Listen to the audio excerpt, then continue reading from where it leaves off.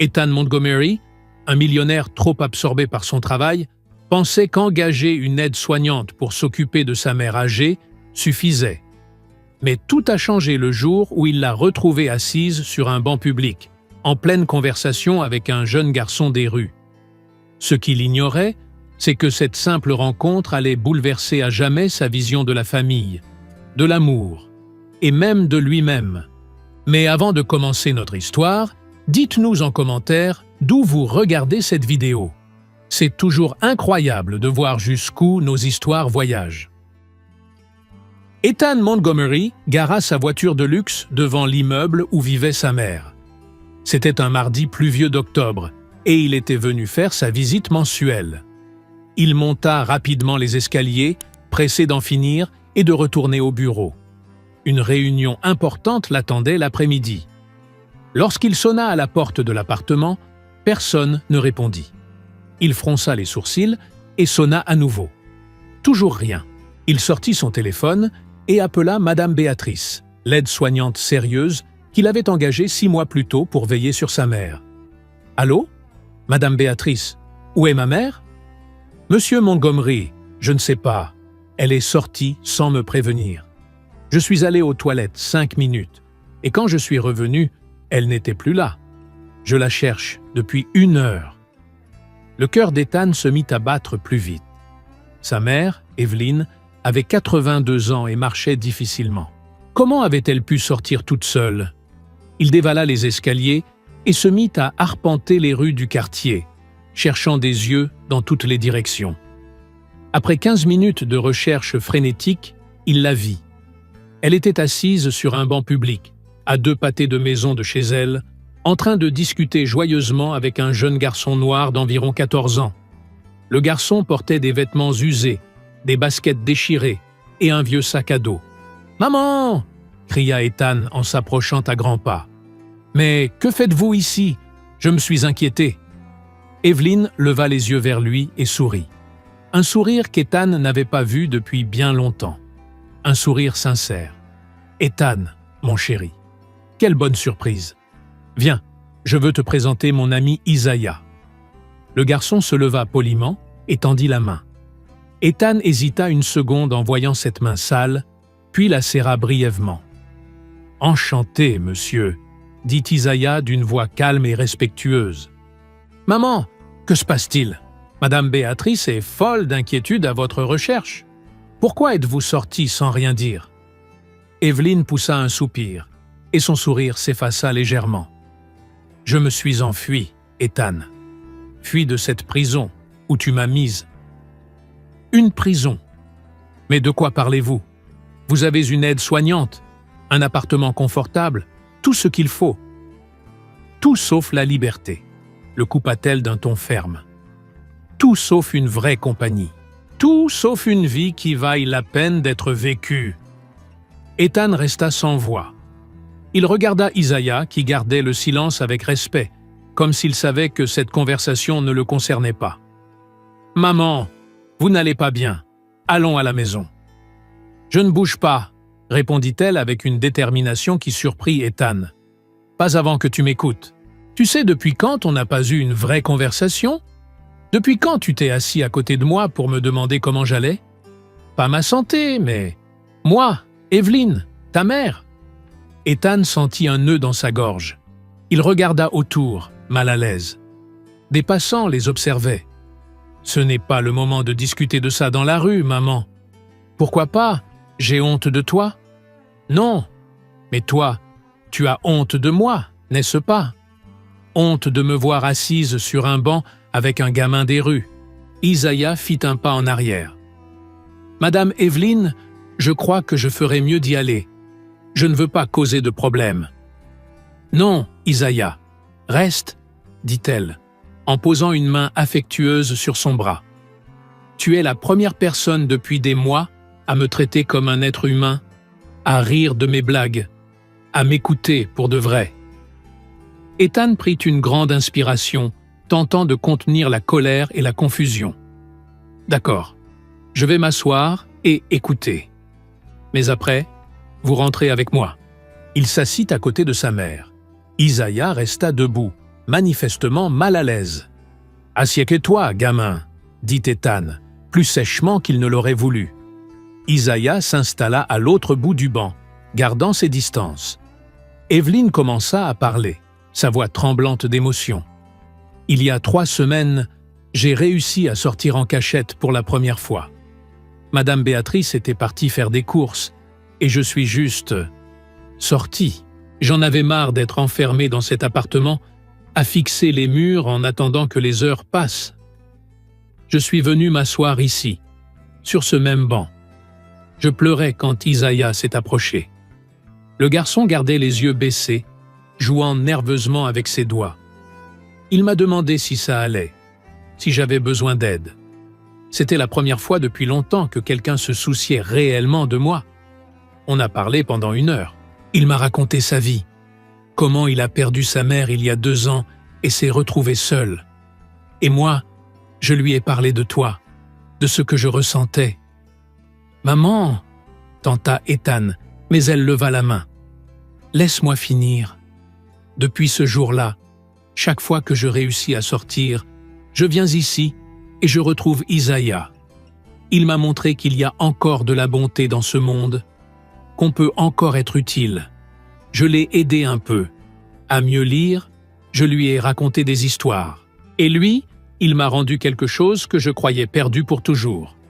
L'envie de vivre. » Un silence s'installa. Ethan sentit sa gorge se nouer. Il regarda le garçon, qui maintenant le fixait calmement, sans aucune haine. « Je ne savais pas que vous vous sentiez comme ça, » murmura Ethan. « Parce que tu n'as jamais demandé. Tu paies les factures, tu engages des gens pour s'occuper de moi, mais tu ne m'offres pas ce dont j'ai le plus besoin. Toi. » Le silence qui suivit était lourd. Ethan regarda Isaiah. « Depuis combien de temps vis-tu dans la rue ?»« Presque 2 ans, monsieur. »« Et tu dors où ?»« Il y a un centre d'accueil à 3 rues d'ici. Quand il y a de la place, j'y dors. Sinon, je me débrouille. »« Tu vas à l'école ?»« Non, monsieur.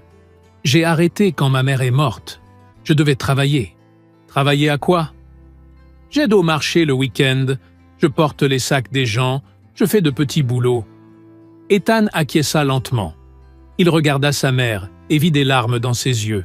« Maman, je suis désolé. Je ne me rendais vraiment pas compte à quel point tu étais malheureuse. » Evelyn lui prit la main. « Je sais que tu es occupée, que tu as des responsabilités. Mais je suis ta mère, Ethan, et je suis seul. Madame Béatrice est efficace, mais froide. Elle me traite comme un devoir, pas comme une personne. Isaiah, lui, me traite comme une amie. » Les mots de sa mère frappèrent Ethan en plein cœur. Il s'était tellement concentré sur sa carrière qu'il en avait oublié l'essentiel. « Que veux-tu que je fasse ? Je veux que tu prennes le temps de connaître Isaiah, que tu vois ce que je vois en lui, et que tu réfléchisses à cette vie que tu m'as donnée. Est-ce vraiment une vie ?» Ethan regarda à nouveau Isaiah. Le garçon semblait toujours sur la défensive, mais dans ses yeux brillait quelque chose. La dignité. Malgré tout ce qu'il avait vécu, il l'avait gardée. « Isaiah, tu voudrais déjeuner avec nous ? Ma mère et moi allions déjeuner ensemble. Tu peux venir ?» Le garçon le regarda, surpris. « Je ne veux pas déranger, monsieur. »« Tu ne déranges pas.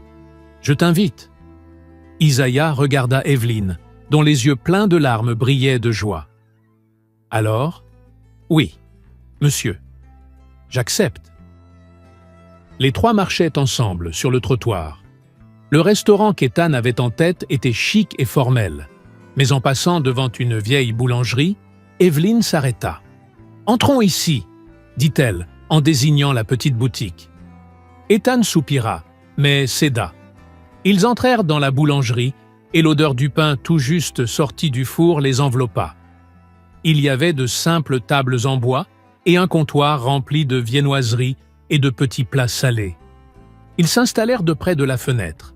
« Madame Evelyn, quel bonheur de vous voir ici! Ça faisait longtemps !» Ethan regarda sa mère, surpris. « Tu viens ici ?»« Bien sûr.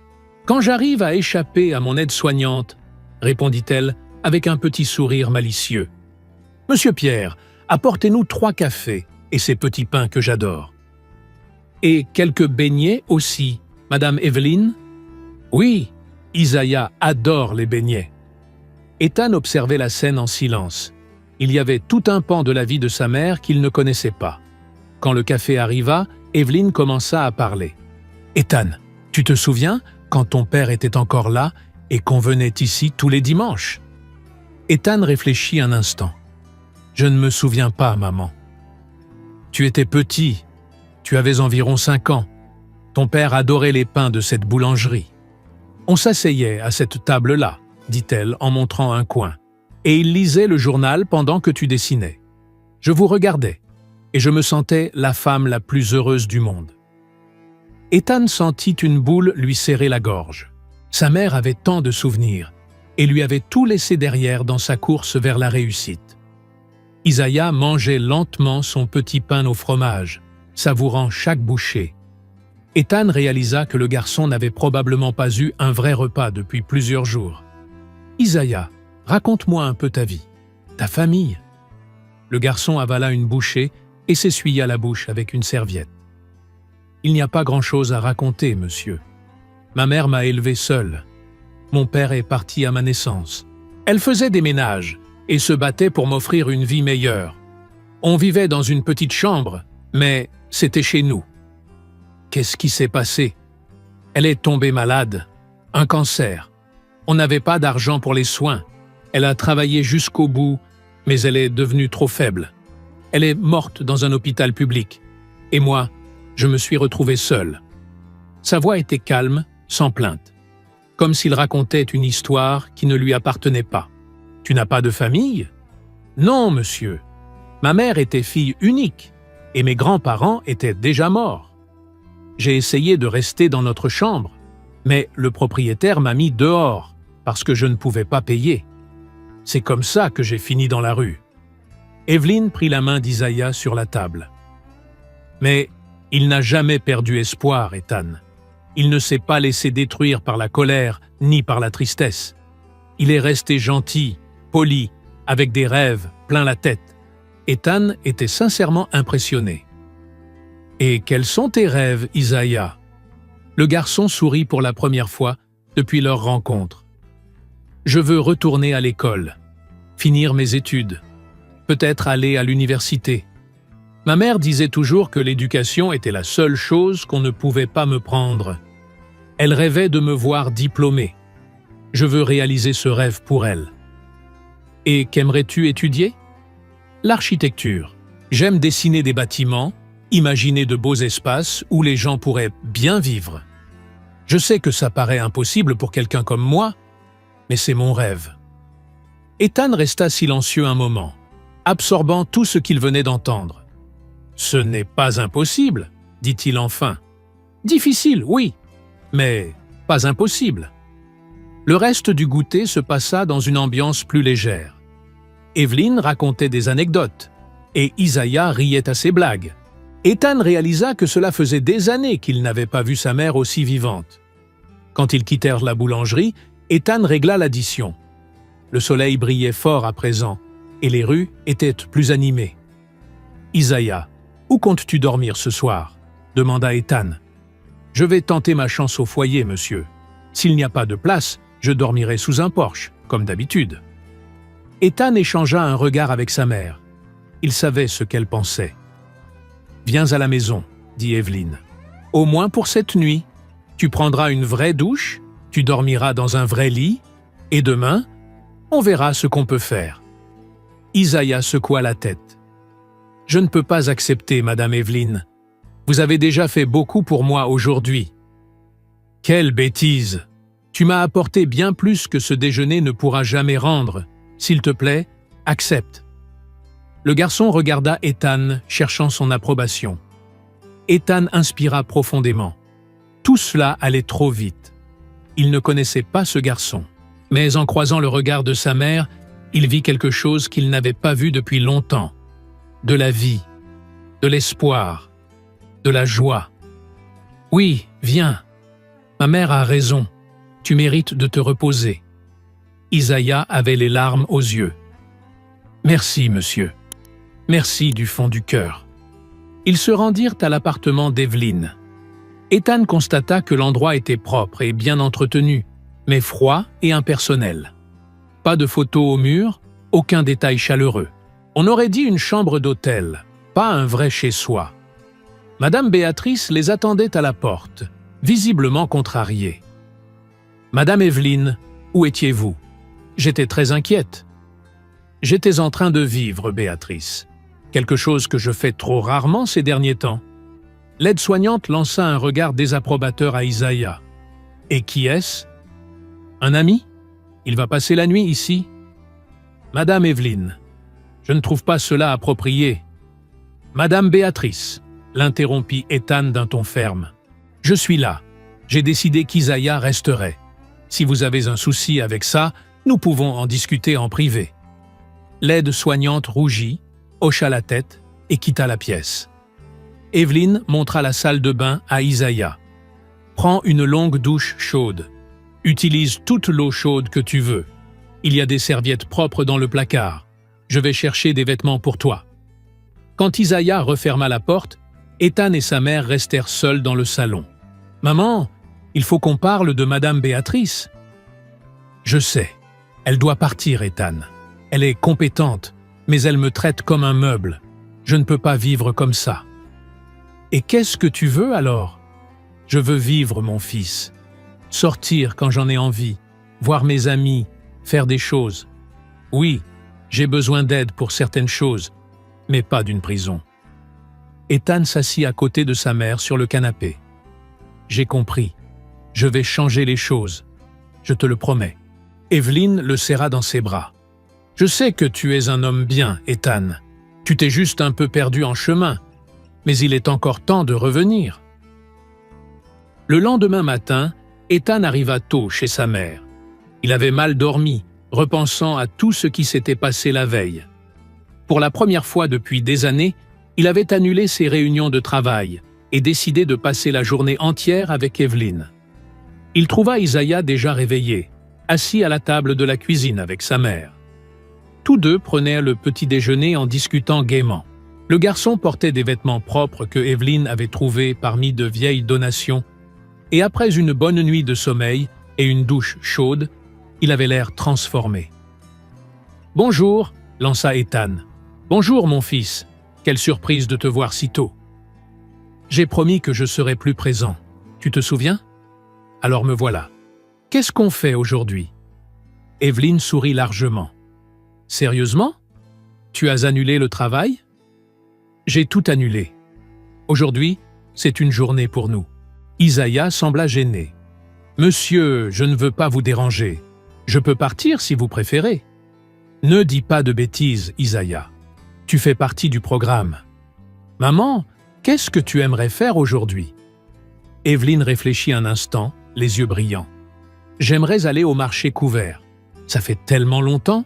Je veux acheter des fruits frais, voir les fleurs, discuter avec les marchands. Et ensuite, on pourrait préparer le déjeuner tous ensemble, ici à la maison. Un vrai déjeuner, fait avec amour. » Ethan sourit. C'était un programme simple, mais il comprenait combien cela comptait pour sa mère. Ils dirent au revoir à Madame Béatrice ce matin-là. Ethan fut poli, mais ferme, lui offrit une indemnité généreuse et la remercia pour ses services. La femme partit, toujours désapprobatrice, mais Evelyn paraissait soulagée. Les trois prirent la voiture d'Ethan et se rendirent au marché municipal. L'endroit débordait de vie, de couleurs et d'odeurs. Des étals de fruits, légumes, fleurs, poissons, viandes, épices. Les gens parlaient fort, marchandaient, riaient. Evelyn rayonnait. Elle s'arrêtait à chaque stand, saluait les marchands par leur prénom, choisissait chaque produit avec soin. Isaiah la suivait, portant les sacs, attentif et serviable. « Madame Evelyn, vous nous avez manqué !» cria un vendeur de fleurs, un vieux monsieur à la moustache blanche. « Monsieur Joachim, comment allez-vous ?»« Bien, grâce à Dieu. Et vous ?» Je vais très bien. Vous voyez? J'ai amené mon fils et mon ami Isaiah avec moi aujourd'hui. » Le fleuriste regarda Ethan et Isaiah, puis sourit. « Quelle belle famille! Prenez ces roses, Madame Evelyn. Ce sont les plus belles que j'ai aujourd'hui. » Evelyn choisit un bouquet, et Ethan paya. En marchant, sa mère lui expliqua qu'elle venait autrefois chaque semaine à ce marché, du temps où son père était encore en vie. C'était pour elle des moments précieux, de lien avec les gens, avec la vie. « Pourquoi avez-vous arrêté d'y venir ?» demanda Ethan. « Parce que quand tu as grandi et quitté la maison, je n'avais plus de compagnie. Et après la mort de ton père, je n'en avais plus le cœur. Et puis, quand tu m'as mise avec une aide-soignante, elle n'a jamais voulu m'amener ici. Elle disait qu'il y avait trop de monde, que c'était trop dangereux pour une dame de mon âge. » Ethan sentit un poids sur la poitrine. Il avait privé sa mère de tant de petits bonheurs simples, au nom d'une sécurité vide de sens. Ils achetèrent tout ce qu'il leur fallait et rentrèrent à la maison. Dans la cuisine, Evelyn dirigeait tout comme une chef d'orchestre. Isaiah épluchait les pommes de terre, Ethan coupait les légumes, et elle préparait un poulet rôti avec des épices spéciales. « Maman, je ne savais pas que tu cuisinais si bien, » dit Ethan. « Tu l'as oublié, mon fils, mais j'ai toujours cuisiné. J'ai arrêté quand tu as engagé cette première femme de ménage et que tu m'as dit que je ne devais plus m'en soucier. Mais pour moi, cuisiner n'a jamais été une corvée. C'est une preuve d'amour. » Pendant qu'ils préparaient le repas, ils parlèrent de beaucoup de choses. Isaiah raconta des souvenirs de sa mère, ses rêves. Evelyn partagea des anecdotes de l'enfance d'Ethan, des choses qu'il avait totalement oubliées. « Tu étais un enfant si tendre, Ethan, toujours attentif aux autres. Une fois, tu avais environ 7 ans. Tu as vu un chien abandonné dans la rue et tu as supplié pour le ramener à la maison. Tu t'en es occupé pendant des semaines, jusqu'à ce qu'on trouve une famille pour l'adopter. Tu as pleuré quand il est parti, mais tu étais heureux de savoir qu'il allait être bien. » Ethan ne s'en souvenait pas, mais cette histoire le toucha profondément. Quand était-il devenu si froid? À quel moment avait-il perdu cette empathie? « Qu'est-ce qui m'est arrivé, maman ?» Evelyn s'arrêta et le regarda tendrement. « La vie, mon chéri. Tu as grandi, tu as voulu réussir, prouver ta valeur, et tu l'as fait. Mais en chemin, tu as oublié ce qui compte vraiment. Et qu'est-ce qui compte vraiment? L'amour, les liens, être présent. Tout l'argent du monde ne vaut rien si tu es seul, si tu n'as personne avec qui partager les petites joies. » Isaiah écoutait en silence, absorbant chaque mot. Quand le déjeuner fut prêt, ils s'assirent à table. La nourriture était délicieuse, mais ce qu'il y avait de plus précieux, c'était ce moment sincère de partage et d'affection. « Madame Evelyn, Monsieur Ethan, » commença Isaiah timidement. « Je voulais vous remercier pour tout ce que vous faites pour moi. Vous ne me connaissez même pas, mais vous m'avez traité avec plus de gentillesse que ce que j'ai reçu en 2 ans. Je n'oublierai jamais ça. »« Isaiah, » dit Evelyn en lui prenant la main, « tu m'as rendu quelque chose que je croyais perdu à jamais. Tu m'as montré que je peux encore avoir un impact dans la vie de quelqu'un. C'est moi qui devrais te remercier. » Ethan les regardait, ému. Une idée commençait à germer dans son esprit. « Maman, Isaiah, j'ai une idée. Combien de personnes comme vous deux existent? Combien de personnes âgées seules, oubliées dans des appartements, sans personne avec qui parler? Et combien de jeunes comme Isaiah, sans famille, sans soutien, sans opportunité? »« Beaucoup, malheureusement, » répondit Evelyn. « Et si on créait quelque chose pour les rassembler? Un projet où les personnes âgées et les jeunes pourraient s'entraider? Les aînés offriraient leur expérience, leur compagnie, et les jeunes apporteraient leur énergie, apprendraient, grandiraient ensemble. » Isaiah s'illumina. « Ce serait incroyable, monsieur. J'ai les ressources, j'ai les contacts. Je peux faire en sorte que ça devienne réalité. Mais j'ai besoin de vous deux.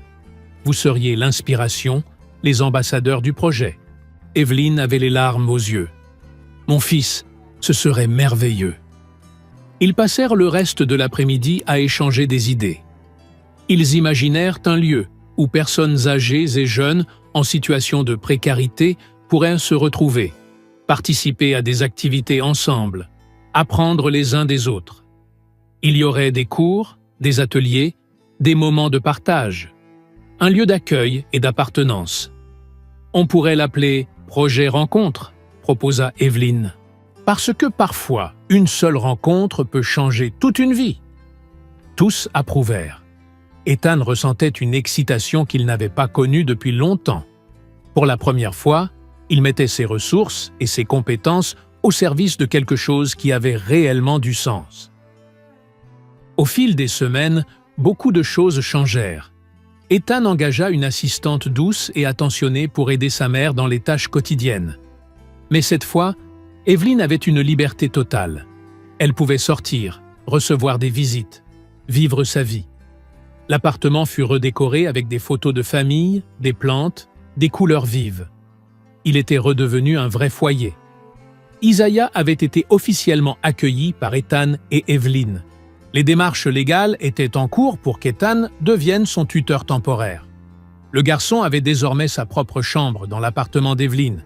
Il avait repris l'école et se consacrait à ses études avec une discipline impressionnante.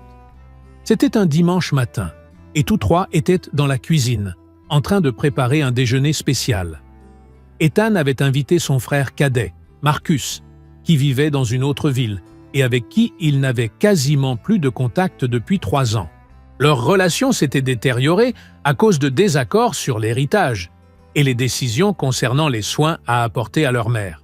« Tu crois qu'il va venir ?» demanda Ethan à sa mère tout en assaisonnant la viande. « Il a dit qu'il viendrait.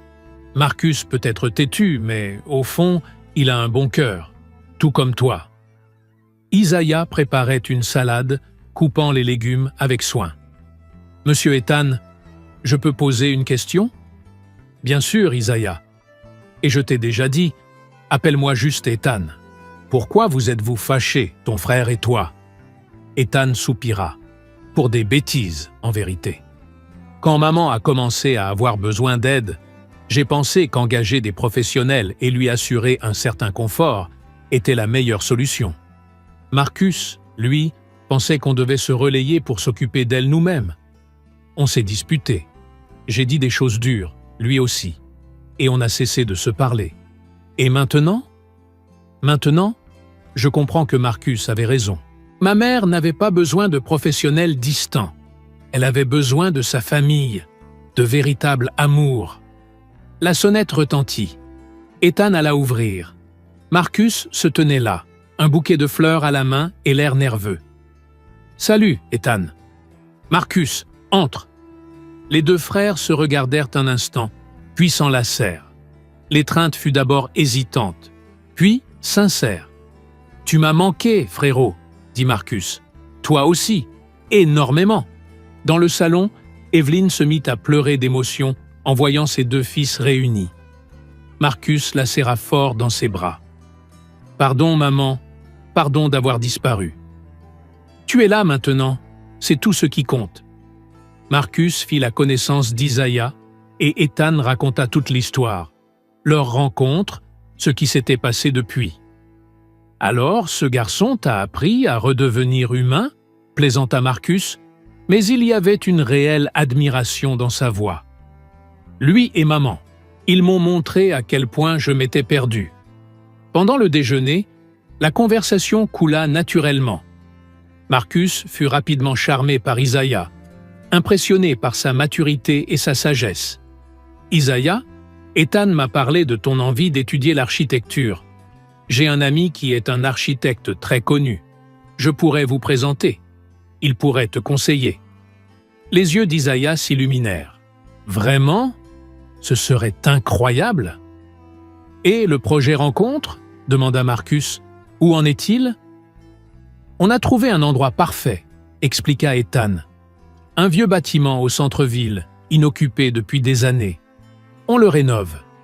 Il y aura des salles d'activité, une bibliothèque, une cuisine commune, un jardin. Ce sera un lieu où les générations pourront se rencontrer, échanger grandir ensemble. Vous avez besoin d'aide? Je peux contribuer financièrement ou faire du bénévolat. On accepte volontiers les deux, répondit Ethan en souriant. Après le repas, ils allèrent tous voir les lieux du futur projet. Les travaux de rénovation avançaient bien. Les ouvriers peignaient les murs, posaient de nouvelles fenêtres. L'endroit prenait vie. « Ici, ce sera la salle de lecture », expliqua Evelyn avec enthousiasme. « Et là-bas, la salle d'art. J'aimerais apprendre aux enfants à peindre. J'ai toujours aimé ça. »« Je ne savais pas que tu peignais, maman, » dit Marcus, surpris. « Il y a plein de choses que vous ignorez sur moi. Mais maintenant, on aura le temps de les découvrir. » Isaiah, lui, était émerveillé. « Tout ça, c'est vrai? Ça va vraiment exister? » « Oui, » dit Ethan, en posant une main sur son épaule. « Et tu en seras une pièce essentielle. Tu vas aider d'autres jeunes, montrer que c'est possible de s'en sortir. » Ce soir-là, de retour à l'appartement, tout le monde était fatigué, mais heureux. Marcus décida de rester quelques jours de plus en ville. Isaiah alla dans sa chambre pour étudier, comme il le faisait chaque soir. Ethan et Marcus restèrent sur le balcon à discuter pendant qu'Evelyn dormait. « Tu as changé, frangin, » observa Marcus. « Tu es plus serein, plus humain. » J'étais perdu, Marcus, obnubilé par les mauvaises choses. Je croyais que réussir, c'était avoir de l'argent, du pouvoir, de l'influence. Mais à l'intérieur, j'étais vide. Et maintenant, je comprends. Réussir, c'est avoir les gens qu'on aime autour de soi. C'est faire une différence dans la vie des autres. C'est être présent. C'est aussi simple que ça. Et Isaiah, tu vas vraiment l'adopter? Oui, les papiers sont en cours. Il a besoin d'une famille. Et nous, on a besoin de lui. Il nous a tellement appris en si peu de temps. Marcus sourit. Qui l'aurait cru, hein? Tu vas devenir papa. Père, fils, frère, ami. J'apprends à être tout ça à nouveau. Et tu sais le plus beau? Je n'ai pas peur. Je suis sûr de moi. Dans sa chambre, Isaiah écrivait dans un cahier qu'Evelyn lui avait offert. Des pensées, des sentiments, des rêves. Une sorte de journal intime. « Chère maman, » écrivit-il, « je ne sais pas si tu peux me voir là où tu es, mais je voulais que tu saches que j'ai trouvé une famille. Pas comme on l'imaginait quand tu étais encore là, mais une vraie famille. Il y a une dame incroyable qui me traite comme son petit-fils. Il y a un homme qui apprend à être père et qui me montre qu'il n'est jamais trop tard pour recommencer. Et il y a de l'amour, beaucoup d'amour. Je sais que tu serais heureuse. Je sais que tu serais fière. Je vais étudier. Je vais obtenir mon diplôme. Je vais réaliser nos rêves. Et je me souviendrai toujours de toi, car c'est toi qui m'as appris à ne jamais abandonner, à croire que de meilleurs jours viendraient. Et ils sont venus, maman. Ils sont enfin venus. Je t'aimerai, pour toujours. » Il referma le carnet et regarda par la fenêtre. La ville brillait, pleine de vie. Il n'y a pas si longtemps, ces lumières représentaient un monde froid et indifférent. Aujourd'hui, elles représentaient des possibles. Elles représentaient l'espoir. Dans le salon, Evelyn se réveilla de sa sieste et aperçut ses deux fils en train de discuter sur le balcon. Elle les observa un instant, le cœur débordant de gratitude. Elle avait retrouvé ses garçons. Elle avait Isaiah. Elle avait de nouveau une famille complète. Elle songea à combien la vie est mystérieuse. À quel point une rencontre fortuite sur un simple banc public peut tout bouleverser. Comment la gentillesse d'un garçon perdu peut sauver toute une famille. Qu'il n'est jamais trop tard pour recommencer, pour aimer, pour vivre pleinement. Si cette histoire a touché ton cœur, aime la vidéo, partage-la avec quelqu'un qui a besoin d'un message d'espoir et dis-nous en commentaire qu'est-ce qui t'a le plus ému dans ce parcours. Faisons circuler ensemble cette énergie d'amour.